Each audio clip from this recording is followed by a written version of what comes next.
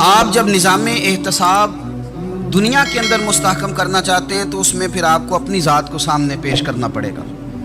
آج ہم بات کرنے جا رہے ہیں سیدنا فاروق اعظم رضی اللہ تعالیٰ عنہ۔ تو جناب عمر فاروق رضی اللہ تعالیٰ عنہ کا جو نظام احتساب ہے انہوں نے اس کو گھر سے شروع کیا تھا، اپنے آپ سے اس کا آغاز فرمایا تھا۔ ہمارے ہاں یہ ہوتا ہے کہ جس بندے کے اکاؤنٹ میں اچھے خاصے پیسے ہیں وہ بل جمع کرانے جائے تو اسے لائن میں نہیں لگنا پڑتا، مینیجر صاحب اسے آگے بلا لیتے، تو وہ بعد میں کیا کہہ رہا ہوتا ہے، کہتا ہے دیکھو اللہ نے کتنی عزت دی ہے، مجھے لائن میں نہیں لگنا پڑا۔ بھائی لائن میں لگنا تو آپ کا یہ تھا کہ آپ سمجھتے کہ سارے مسلمان ہیں، مومنین ہیں، برابر ہیں، تو میں کسی کو تکلیف میں مبتلا نہ کروں۔ جب آپ آگے چلے گئے تھے تو آپ نے بہت سارے لوگوں کا حق مارا تھا، وہ لائن میں جو لگے ہوئے تھے ان کا وقت لمبا ہو گیا تھا، آپ نے تو اپنے آپ کو احتساب کے لیے پیش ہی نہیں کیا، بلکہ آپ نے کہہ دیا کہ جناب میرا تو رتبہ اعلیٰ ہے، لہذا یہ میرا حق بنتا تھا، مجھے تو استحکام ملنا چاہیے تھا۔ یہاں بہت سارے لوگوں نے اپنے حق میں چیزوں کو اور رنگ میں پیش کیا۔ سیدنا فاروق اعظم رضی اللہ تعالیٰ عنہ نے اس نظام احتساب کو اپنے گھر سے شروع فرمایا۔ حضرت عمر فاروق رضی اللہ تعالیٰ عنہ اپنے بچوں سے فرمایا کرتے تھے کہ جب میں حکم لوگوں کو کروں گا نا، اپنی رعایا کو، مسلمانوں کو میں کوئی حکم دوں گا تو تمہیں پہلے اس پر عمل کرنا پڑے گا۔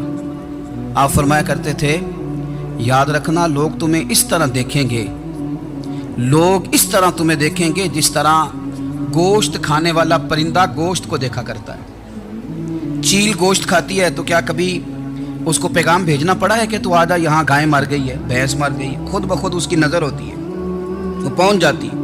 جناب عمر فرمانے لگے میرے گھر والوں، میرے بیٹوں، میری بیٹیوں، میری اہلیہ، لوگ تمہیں اس طرح دیکھیں گے جس طرح گوشت کھانے والے پرندے دیکھتے ہیں، لہذا میں جب کسی کو عمل کروں تو پہلے تمہیں اس پر عمل کرنا پڑے گا جب میں کسی کو حکم دوں۔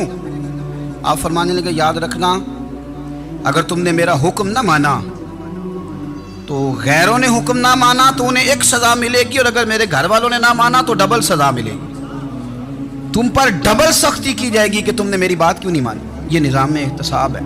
ہم نہ دوسروں کے بچوں کا گلا کاٹ کے اپنے بچوں کی خوشیاں لینا چاہتے ہیں، ہم چاہتے ہیں کہ دوسروں کے بچوں کے حصوں کا مال میرے گھر میں آ جائے، آ جاتا ہے۔ کچھ لوگوں کی سیاست چل جاتی ہے، کچھ لوگوں کا فریب اور فراڈ کام کر جاتا ہے، لیکن وہ گھر روشن نہیں ہوتے۔ ان گھروں میں پیسہ ہوتا ہے پر قرار رخصت ہو جاتا ہے، ان گھروں میں آسانیاں اور وسعتیں تو آ جاتی ہیں لیکن ایک دوسرے کا احترام ختم ہو جاتا ہے۔ سیدنا فاروق اعظم رضی اللہ تعالیٰ عنہ کا یہ طریقہ تھا کہ وہ اپنے بچوں پر سختی کرتے۔ آپ ہمارے ملک میں یہ نظام ہے، موجودہ حکمران ہو یا ان سے پچھلے، بچے سب کے ملک سے باہر رہتے ہیں، یہاں رہتے ہیں تو محلات میں، باہر جاتے ہیں تو بڑی بڑی آسائشوں میں۔ ان کے بچوں کے لیے قانون بھی الگ سے ہیں، قاعدے بھی الگ سے ہیں، اور ہمارے ملک کے اندر تو ایک باقاعدہ پروٹوکول کا سسٹم ہے، اس سسٹم سے گزر کر بڑے بڑے لوگ چلنا پسند کرتے ہیں۔ ہمارے زمانے میں بھی کچھ چیزیں سرکاری ہوتی ہیں خالص، لیکن عجیب نظام ہے نا، ہر چیز کا کرایہ بڑھ جاتا ہے، سرکاری دکان کا نہیں بڑھتا۔ باقی دکانیں 5-6 سال کے لیے ملتی ہیں، سرکاری دکان پہ آپ قبضہ کرنا چاہیں تو پورے 100 سال کے لیے مل جاتی ہے، چونکہ یہ عام عوام کی پراپرٹی ہے تو اس کے ساتھ جو مرضی کو سلوک کرے۔ ایک سرکاری چراگاہ تھی جس کے اندر جانور چرا کرتے تھے، ہمارے ہاں بھی پنجاب میں کچھ جگہ ہوتی ہیں تو ہم لوگ کہتے ہیں شام لاٹ ہے۔ سرکاری چراگاہ میں جانور چرا کرتے تھے۔ حضرت عمر فاروق رضی اللہ تعالیٰ عنہ کے صاحبزادے سیدنا عبداللہ ابن عمر رضی اللہ تعالیٰ عنہ نے بھی ایک اونٹ خرید لیا، تو سب لوگوں کے جانور سرکاری چراگاہ میں چرتے تھے، آپ نے بھی اپنا جانور وہاں چرنے کے لیے، کھانے پینے کے لیے چھوڑ دیا۔ وہ جب اونٹ آیا تو پتلا تھا، کچھ دنوں کے بعد وہ فربا ہو گیا، طاقتور ہو گیا، موٹا تازہ ہو گیا۔ حضرت سیدنا عبداللہ ابن عمر رضی اللہ تعالیٰ عنہ نے بیچا تو وہ ڈبل قیمت سے بھی زیادہ کا بکا، کیونکہ پہلے دبلا پتلا تھا، اب موٹا تازہ فربا ہو گیا۔ حضرت سیدنا فاروق اعظم رضی اللہ تعالیٰ عنہ کو پتہ چلا تو بلایا، فرمایا پتر اونٹ بیچ دیا ہے؟ ابا جی بیچ دیا ہے۔ فرمایا کتنے کا خریدا تھا؟ اتنے کا۔ بیچا کتنے کا؟ ڈبل قیمت بتائی۔ فرمایا اس طرح کر کے اصل رکھ لے اور جو اوپر ملی آپ مجھے دے دے۔ حضور آپ نے کیا کرنی ہے؟ فرمایا میں سرکاری خزانے میں جمع کروں گا۔ حضور کیوں؟ فرمایا اس لیے کہ تیرا اونٹ سرکاری جگہ پہ چرا کرتا تھا، وہ گھاس سرکاری جگہ سے کھاتا تھا۔ حضور سب کے کھاتے۔ حضرت عبداللہ ابن عمر کہنے لگے سب کے کھاتے ہیں۔ آپ فرمانے لگے تو سب میں شامل نہیں ہے، تو امیر المومنین کا بیٹا ہے، تو تجھے میں یہ حق نہیں دے سکتا، تیرے اوپر تھوڑی سختی زیادہ کی جائے گی، تجھے یہ حق نہیں ملے گا۔ تو اپنے اونٹ کو چونکہ سرکاری چراگاہ میں چرایا کرتا تھا، لہذا تجھے وہ جو اصل رقم یہاں جمع کرانی پڑے گی۔ ہمارے تو بچے پہلی بات تو یہ ہے کہ بات ہی نہیں سنتے۔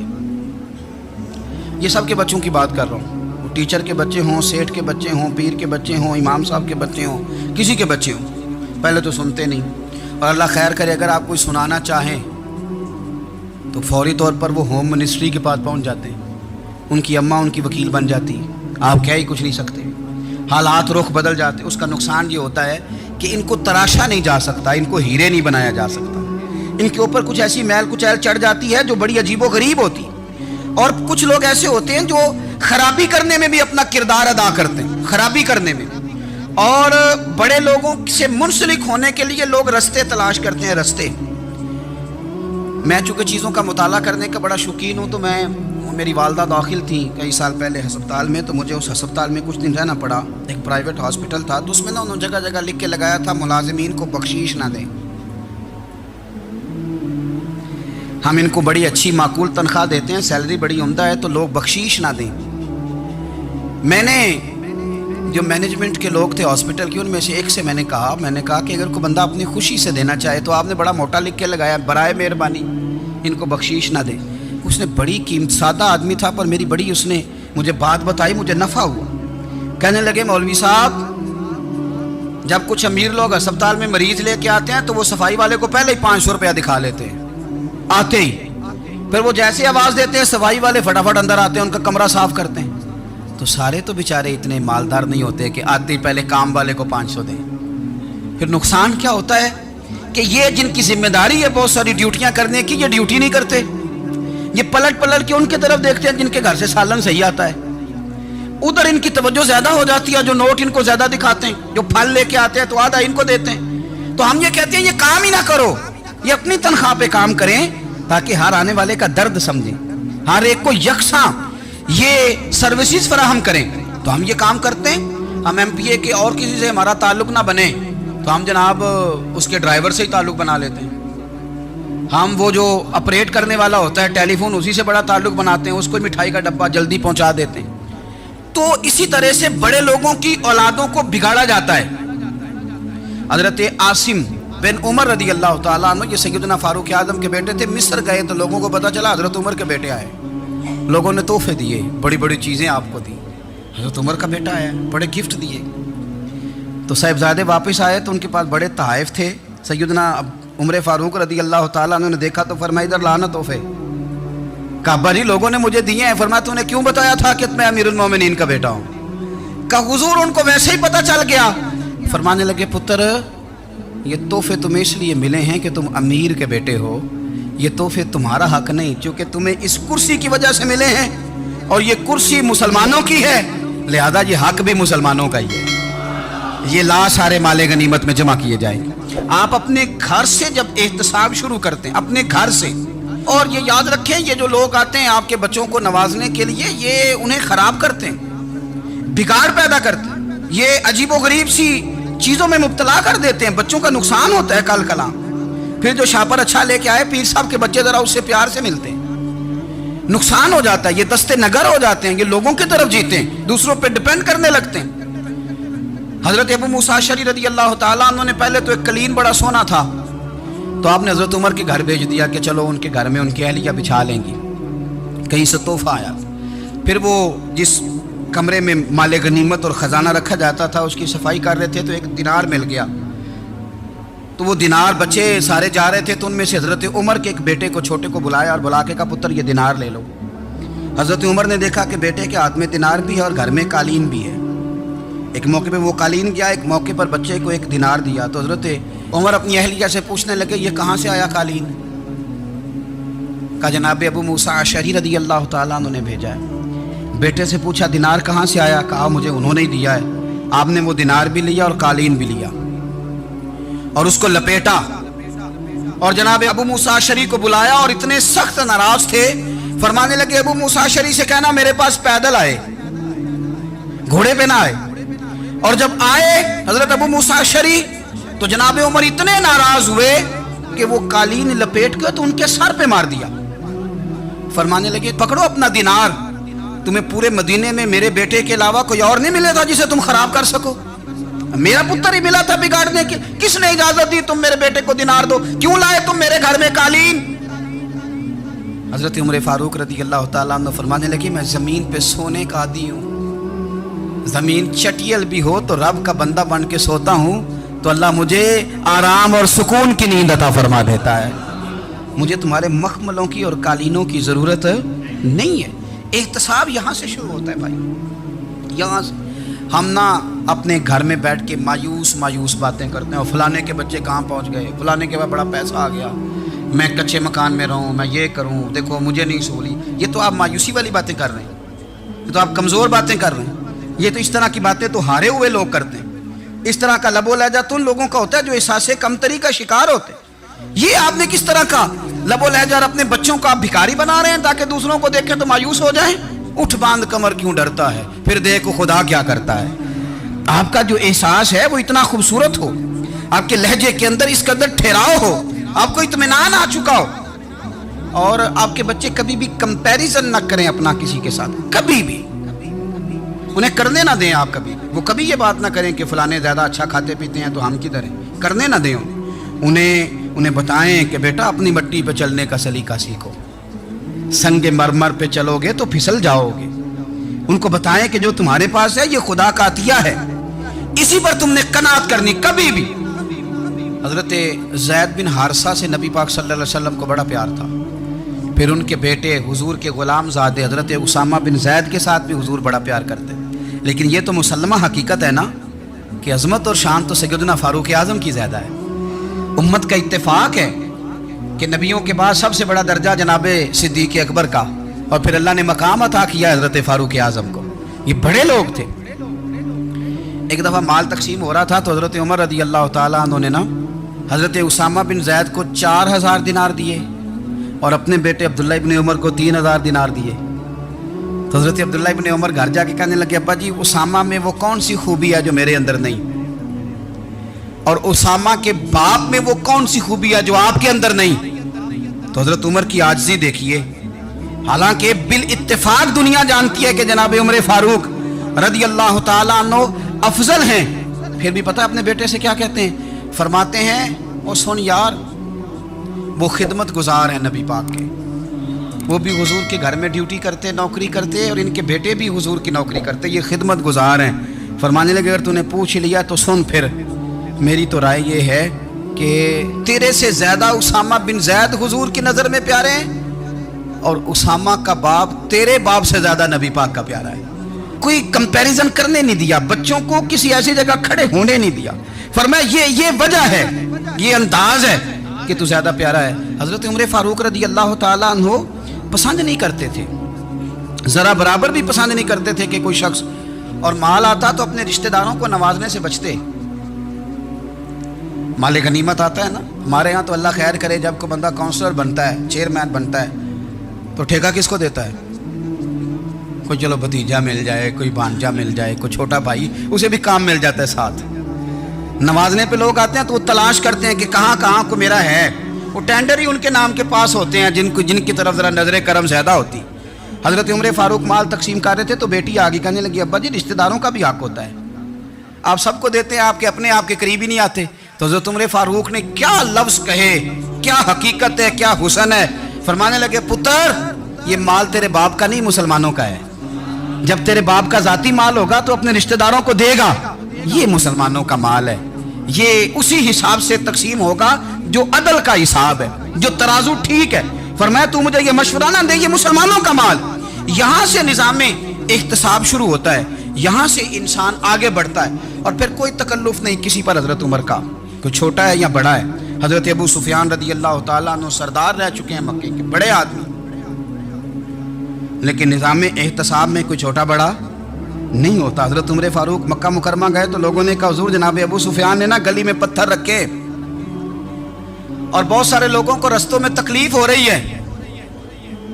तो हज़रत अबू सुफियान रज़ी अल्लाह तआला अन्हु से भी लोग कह देते तो वो भी उठा देते, लेकिन लोगों ने चूंकि वो सरदार थे, बड़े थे, तो लोगों ने उनसे कहा नहीं। حضرت عمر جب آئے تو کہا تو جناب عمر نے پرواہ نہیں کی، خود آئے جناب ابو سفیان سے کہا یہ پتھر آپ نے رکھے؟ کہا حضور ہاں۔ فرمایا یہ بھی اٹھائیے، یہ بھی اٹھائیے، یہ بھی اٹھائیے۔ جب وہ اٹھا رہے تھے تو حضرت عمر کہہ رہے تھے شکر نہیں اللہ کا کہ عمر کہہ رہے ہیں اور ابو سفیان مانتے جا رہے ہیں۔ شکر نہیں، یہ نظام احتساب ہے کہ بڑا ہو یا چھوٹا ہو اس کو یہ حق حاصل نہیں ہے کہ مسلمانوں کو وہ کسی تکلیف میں کسی بھی صورت میں مبتلا کرے، کہیں بھی کسی جگہ بھی، اس کو یہ والی اجازت نہیں۔ حضرت سیدنا عمر فاروق رضی اللہ تعالی عنہ۔ پھر ایک اور بات تھی، میں کئی دفعہ یہ بات کہتا ہوں اور مجھے ذاتی طور پر اس کا بڑا تجربہ ہے۔ کچھ لوگ نا خوشامد پسند ہو جاتے ہیں، بڑی عمدہ تعریف کرتے ہیں، اوئے ہوئے ہو پول باندھتے ہیں پورے، آپ کے پاس آئیں گے تو کہیں گے جناب آپ سے زیادہ اچھا بندہ ہی کوئی نہیں، تو وہ نا آپ سے کام نکلواتے ہیں۔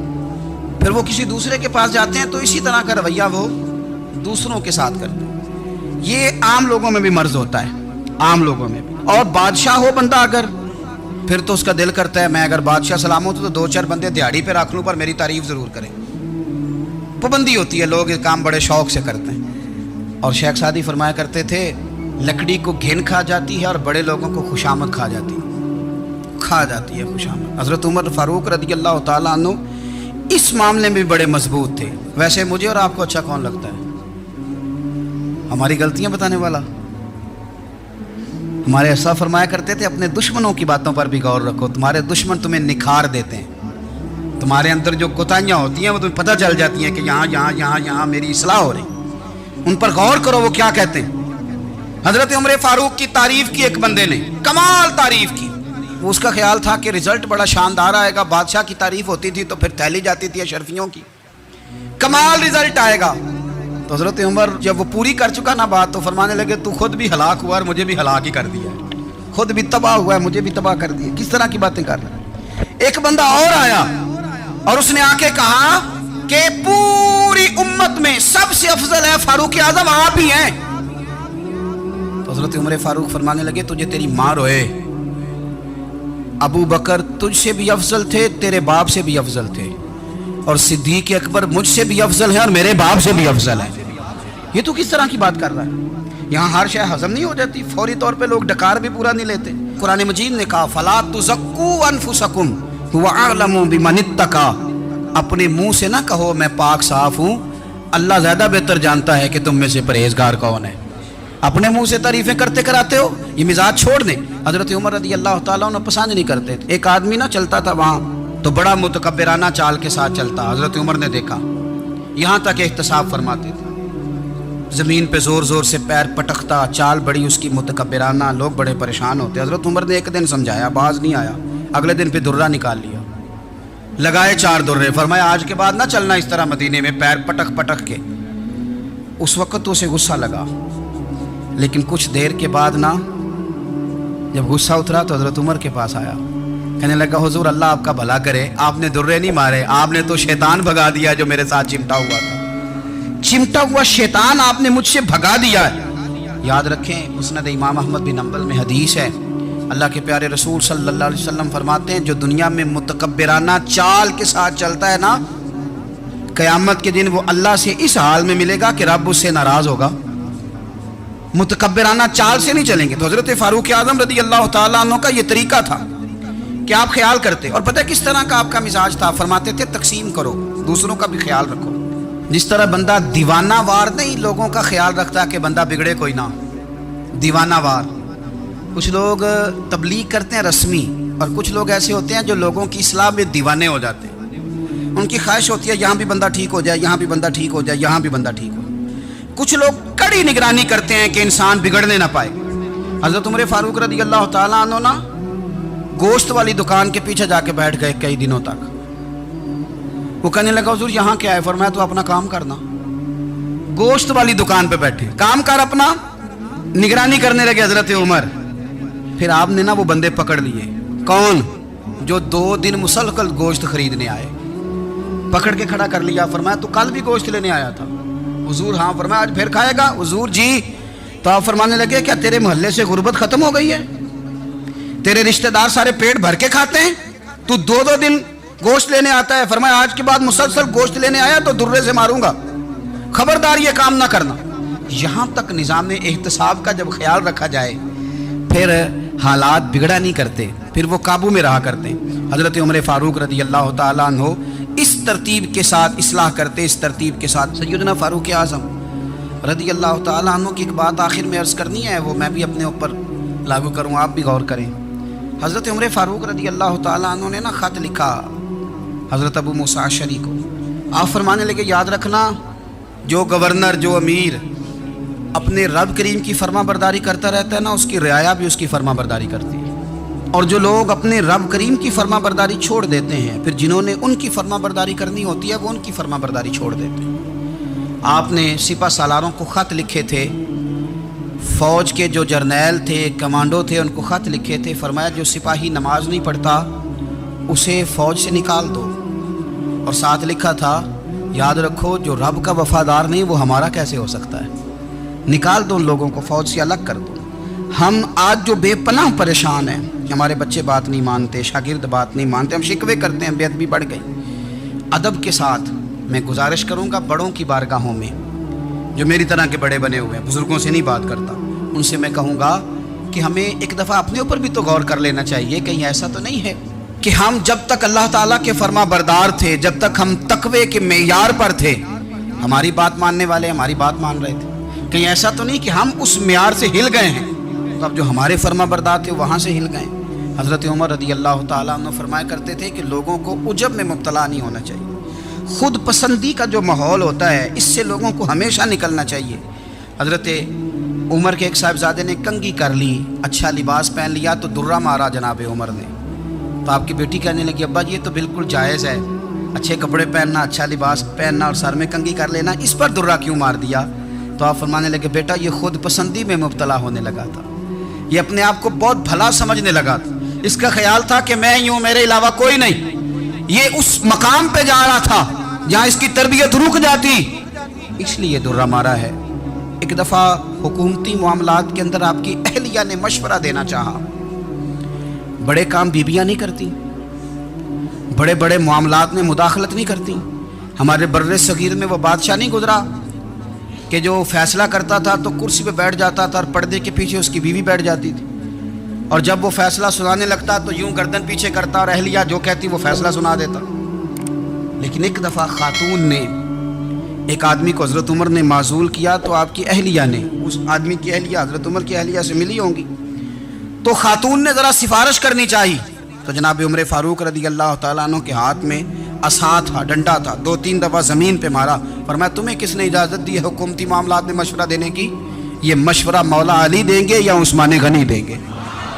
आपको किसने इजाज़त दी? वो हुकूमती मामलात, वो मुसलमानों का इज्तिमाई मामला, वो मुसलमान देखेंगे, आपको इसमें आने की इजाज़त नहीं है। जो आपकी जिम्मेदारियां हैं, आपके हुकूक हैं, उन पर आप बात करें। तो भाई निज़ाम में एहतसाब अपनी ज़ात से शुरू करें।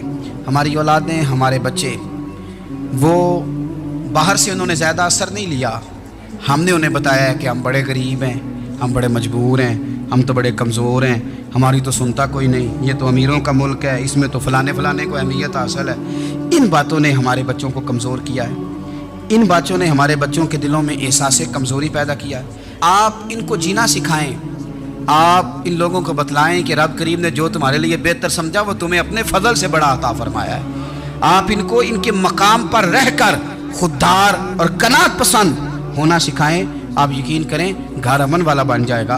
बच्चे अगर भुना हुआ गोश्त खा रहे हों और फिर भी लाड़ी रहे हों कि मसाला मेरी मर्ज़ी का नहीं, स्टाइल मेरी मर्ज़ी का नहीं, टेस्ट मेरी मर्ज़ी का नहीं, ये वाला गोश्त मैंने नहीं खाना, ये इस तरह करके भुना होता तो फिर मैंने खाना था, वो ज़्यादा खौफनाक सूरत हाल हो जाती है। लेकिन अगर अब्बा जी, अम्मा जी, घर वाले खेतों में काम कर रहे हों और बच्चे अचार के साथ रोटी लेके जाएं और बन्ने पे बैठ के, फट्टे पे बैठ के वो फिर खाना शुरू करें, और जब वो अचार आए और वो एक दूसरे को कहें कि आज तो 2 किले हो गए मेरे काम के, इस दफ़ा तो देखना हमारी फसल कितनी शानदार होगी। एक दूसरे को देख देख के वो हंसें और मुस्कुराएं और उनकी बातों में लज्जत हो, और फिर वो कहें कि आम बड़े अच्छे मिल गए थे, देखो अचार कितना सोना आ गया है, देखो देखो ये किस कदर ज़्यादा अच्छा टेस्ट है, तेल भी बड़ा अच्छा है, गल भी बड़े वक्त पे गया है। आप यकीन करें यूँ लगता है कि कायनात की सबसे बेहतरीन रोटी ये लोग खा रहे हैं। یہ سوچ حضرت عمر نے ہمیں دی ہے, یہ فکر جناب عمر نے ہم تک پہنچائی ہے. اللہ ہمیں سمجھنے کی توفیق عطا فرمائے. آخر دعوایا ان الحمدللہ رب العالمین. بول اٹھا کافر, بول اٹھا. اگر 6 مہینے عمر دنیا میں اور رہتے تو دنیا میں کوئی کافر موجود نہ ہوتا. 6 مہینے. اور جب اس بطل جلیل کا جنازہ اٹھا, اللہ بخاری پڑھیے نا, اللہ مرزقنا شہادت فی سبیلک, اللہ بسترے کی موت نہ دینا, شہادت کی دینا. عمر شہید ہوئے, مسجد نبوی میں نماز پڑھاتے, اور جب جنازہ اٹھا تو مدینے کا پھر پیچھے جو دلیر بچے وہ مولا علی تھے. مولا علی, جناب عمر کا جنازہ اٹھا تو سب سے پہلی ہائے جو نکلی وہ حضرت علی کی زبان سے نکلی, اور حضرت علی کی ساری داڑھی آنسوؤں سے بھر گئی. لوگوں نے کہا کہ علی کیا ہوا؟ فرمانے لگے تم دیکھ نہیں رہے جنازہ کس کا اٹھا ہے, پلٹ کے دیکھو تو صحیح, پتہ نہیں ہے کون گیا ہے. کہ حضور کیا ہوا؟ آپ فرمانے لگے عمر اس طرح کے کام کر کے گیا ہے, اب ان کے رستوں پہ کون چلے گا؟ کون اس کے جگر راہ وفا میں میں نقش ایسے چھوڑ آیا ہوں, میں جس منزل سے گزرا ہوں وہ اب تک یاد کرتی ہے. حضرت علی حضرت عمر کے جنازے پہ کھڑے ہو کے کہتے ہیں اللہ مجھے اس طرح کے عمل کرنے کی توفیق دے جس طرح کے عمر کر کے گیا. میرے بھائی, بطل عزیز, بطل حریت حضرت عمر رضی اللہ تعالیٰ عنہ, جو اپنی زندگی انقلاب والی گزار کے گئے. عمر جب دنیا سے گئے تو 80 دینار کا قرضہ تھا, 22 لاکھ مربع میل کا حکمران, اور اپنے بیٹے سے کہنے لگے بیٹے کوشش کرنا تیرے خاندان والے مل کے میرا قرضہ اتار دے, میری قبر پہ بوجھ نہ رہے, اور اگر خاندان والے مدد نہ کریں تو میرے دوستوں سے بات کرنا, وہ مدد نہ کریں تو پھر علی سے بات کرنا. ان کا پیار آپس میں اتنا, اور تو اختلاف ثابت کر رہا ہے. 80 دینار کا قرضہ چھوڑ کر حضرت عمر دنیا سے گئے, اور جاتی دفعہ کہہ گئے میرے بعد میرے بچوں کو حکومت کے مشورے میں بھی شامل نہ کرنا, حکومت کے مشورے میں بھی میری اولاد شامل نہ ہو.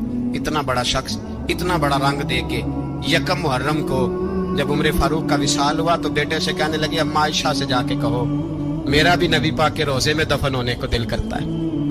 ایک قبر کی جگہ ہے اماں جی نے اپنے لیے رکھی ہے, بخاری ہے بخاری. حضرت عائشہ کے پاس صاحبزادے گئے, کہنے لگے اماں جی عمر کو زخم لگ گیا ہے, حالت بڑی پریشانی والی ہے. وہ کہتے ہیں اگر اماں اجازت دیں. سید عائشہ رو پڑی, فرمانے لگی کہ اپنی قبر کی جگہ تو نہیں نہ کسی کو دیتا, پر عمر نے کمال ہی بڑا کیا. اسے کہو جاؤ گنبد خضرا میں قیامت تک جو مصطفیٰ پہ اور ابو بکر پہ سلام پڑے گا وہ تجھ پہ بھی سلام پڑھ کے جائے گا, جاؤ میں نے جگہ دی. اعلیٰ حضرت فاضل بریلوی رحمت اللہ علیہ فرماتے ہیں وہ عمر جس کے آداب شیدہ شکر, اس خدا دوست حضرت پہ لاکھوں سلام, اس خدا دوست حضرت پہ. آپ یقین کریں ممبر پہ بیٹھا ہوں, حضرت عمر کا جب نام لیتا ہوں تو میرے وجود کے رونگٹے کھڑے ہو جاتے ہیں. حضرت عمر کی زندگی جب پڑھتا ہوں تو لگتا ہے خدایا ایسے شخص بھی دنیا میں آئے. کہ حضرت عمر رضی اللہ تعالیٰ عنہ کا آج یوم شہادت ہے. میرا تو دل کرتا تھا کہ فجر سے باتیں شروع ہوں اور سارا دن ہی عمر کی باتیں ہوتی رہیں, سارا دن جناب عمر کی باتیں, سارا دن. اس لیے کہ ذکر جناب عمر کا ہوگا پر راضی اللہ کے رسول ہوں گے. میرے رسول پاک علیہ السلام سب کے لیے دعا مانگتے ہیں نا, حضور کی دعا عام ہے, لیکن مصطفیٰ کریم نے کعبے کا غلاف تھام لیا اور غلاف کعبہ کو حضور نے سینے سے لپٹایا اور سینے سے چمٹا کے کہا اللہ میں نے تو کبھی سوال ہی زیادہ نہیں کیے, میں کرنے آیا ہوں, مجھے عمر دے دے, عمر دے دے. حضور نے مانگ کے لیا. اور پھر جب جس کو حضور مانگے اللہ سے, حضرت عوف بن مالک اشجعی ایک صحابی ہیں, حضرت عوف بن مالک رضی اللہ تعالیٰ عنہ فرماتے ہیں کہ جناب ابو بکر صدیق کا زمانہ تھا تو میں نے خواب دیکھا, میں نے خواب میں جناب عمر کو دیکھا, اور میں نے دیکھا کہ کوئی کہنے والا کہہ رہا ہے کہ عمر وہ ہے کہ اللہ کے رستے میں کوئی اسے جتنا مرضی برا بھلا کہے یہ پرواہ نہیں کرتا. کس کے رستے میں؟ بولے سارے. اس کا مطلب ہے اللہ کے رستے میں لوگ برا بھلا بھی. قرآن مجید نے کہا وَلَا يَخَافُونَ لَوْمَةَ لَائِمٍ, کچھ لوگ ایسے ہیں جو برا بھلا کہنے والوں کی لوگ پرواہ نہیں کرتے. اور دوسری بات میں نے یہ دیکھی کہ عمر خلیفہ بنے گا, اور تیسری بات میں نے خواب میں یہ دیکھی کہ عمر شہید بھی کیا جائے گا, عمر شہید بھی ہوگا. یہ میں نے 3 باتیں خواب میں دیکھی. فرماتے ہیں میں نے آ کے خواب حضرت ابو بکر صدیق کو سنائی, وہ خلیفہ تھے. وہ کہنے لگے ٹھہر جا, میں عمر کو بلاتا ہوں, اس کے سامنے دوبارہ سنانا, اس کے سامنے फरमाते हैं मैंने बुलाया हजरत उमर फारूक को, आके बैठे, ख्वाब शुरू हुआ। का एक बात तो मैंने ये देखी कि आप मलामत करने वाले की परवाह नहीं करते, दूसरा आप खलीफा बनेंगे। जनाब उमर कहने लगे चुप कर, अबू बकर के सामने ही कह रहा है, चुप कर, खलीफा के सामने ही कह रहा है। तो अबू बकर सिद्दीक कहने लगे उमर इसे कहने दो, मुझे लगता है रब की रजा यही है कि मेरे बाद अगर मुस्तफा का मिंबर मिले तो उमर को मिले, इसे कहने दो, कहने दो। हजरत उमर रदी अल्लाह तआला अन्हु को तीसरी बात कही। हजरत औफ बिन मालिक ने कहा आप शहीद किए जाएंगे, मैंने ख्वाब देखी है।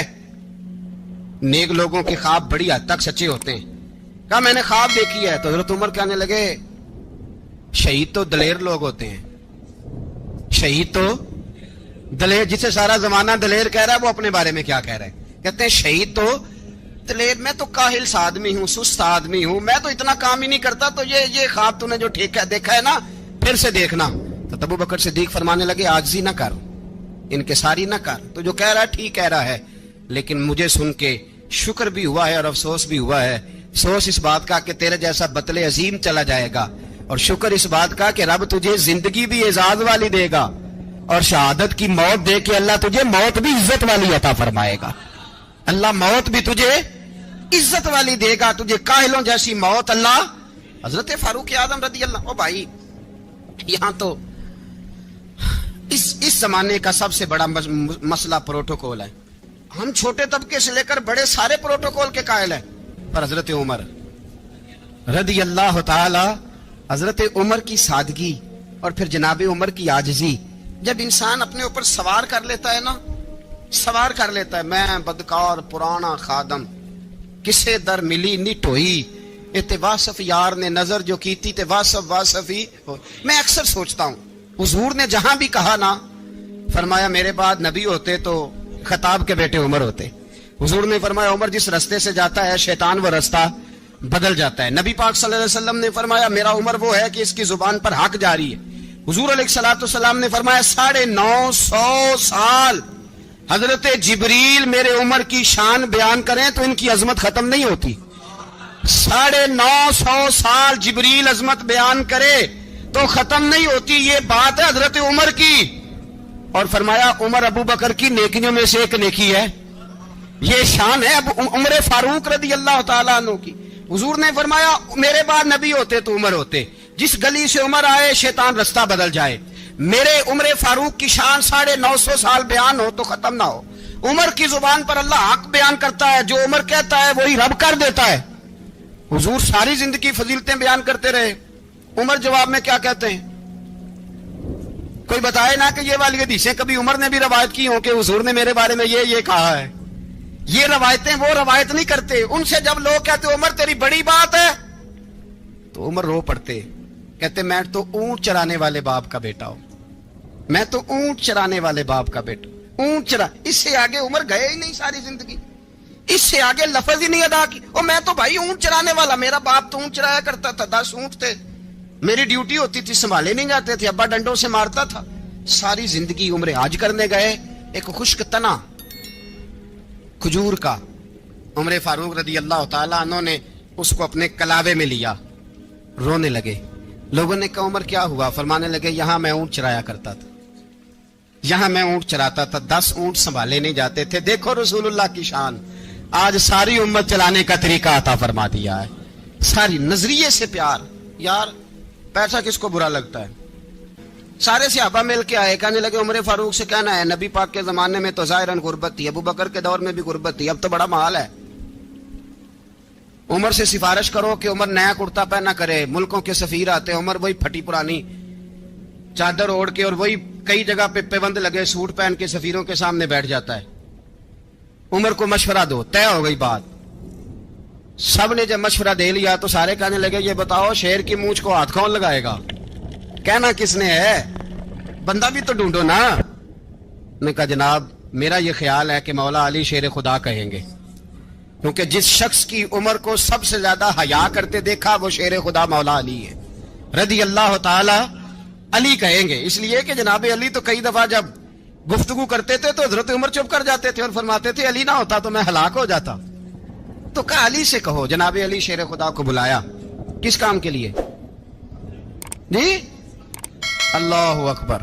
یہ ذرا اپنے اس دور پہ اس بات کو ذرا لاکا جناب ان سے کہیں کہ زیادہ نہیں، ایک کرتا نیا پہن لے. سفیر آتے ہیں، وزیر آتے ہیں تو ایک کرتا نیا پہن لے. حضرت علی کو بلایا، آپ فرمانے لگے کوئی اور بات ہوتی تو میں کہہ دیتا، یہ والی میں نہیں کہہ سکتا. کوئی اور ہوتی تو میں عمر کو کئی دفعہ کہہ دیتا ہوں، جلال میں بھی تو سن، یہ والی میں نہیں کہہ سکتا. میں تمہیں ایک مشورہ دیتا ہوں. کہ وہ کیا؟ کہنے لگے سیدہ عائشہ صدیقہ سے کہو، وہ مومنوں کی ماں ہیں، عمر ٹالے گا نہیں.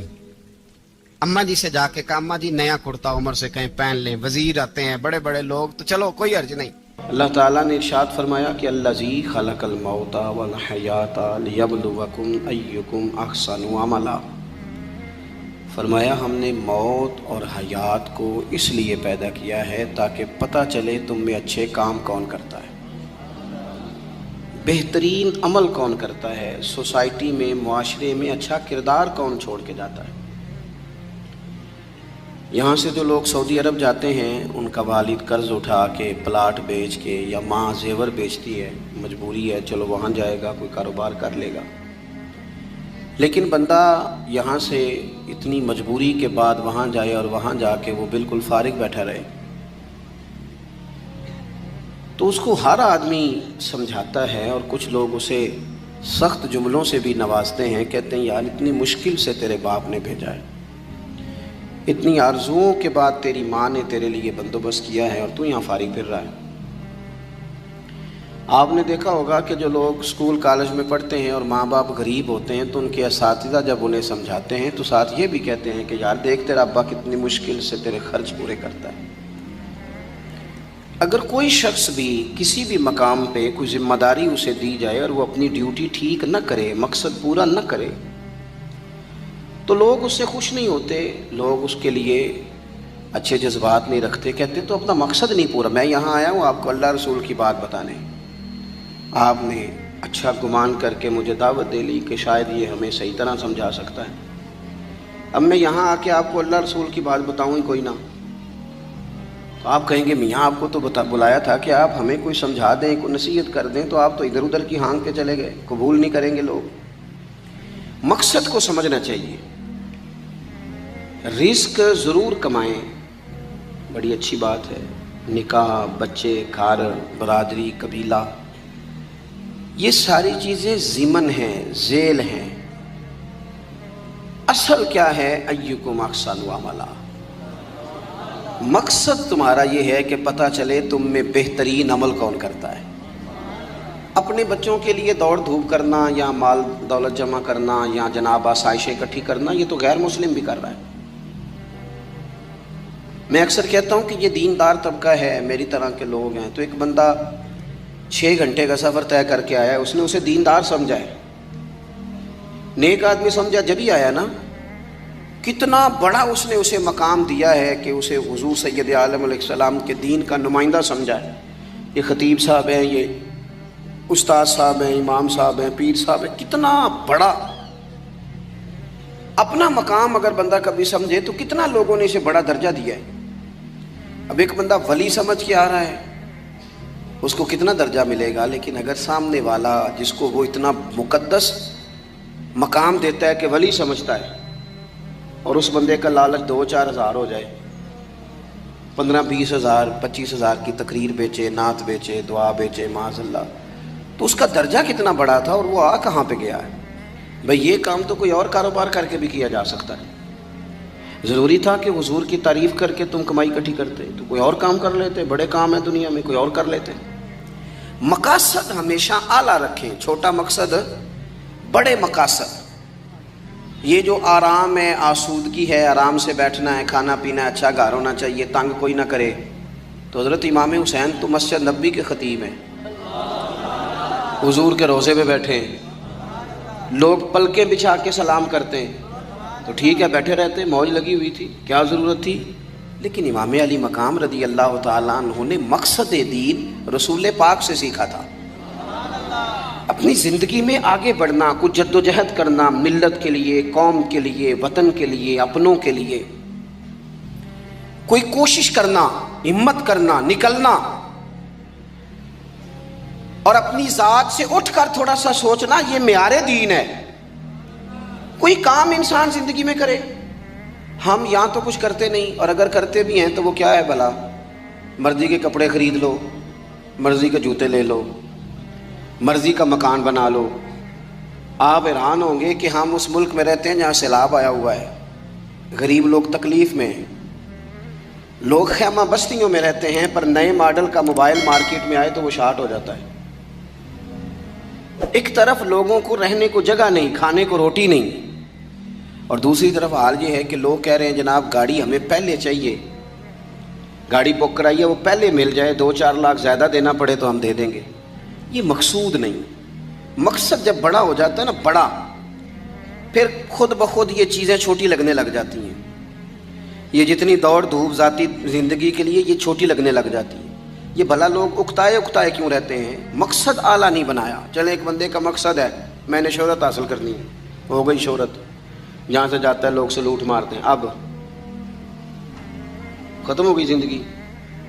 ایک شخص نے یہ مقصد بنا لیا کہ میں نے بہت سارا مال جمع کرنا ہے، تو ہو گیا مال جمع، تجوریاں بھری پڑی ہیں، اندر کروڑوں روپیہ ہے، لیکن بیمار ہو گئے تو بیماری صحت پیسوں سے خریدی نہیں گئی،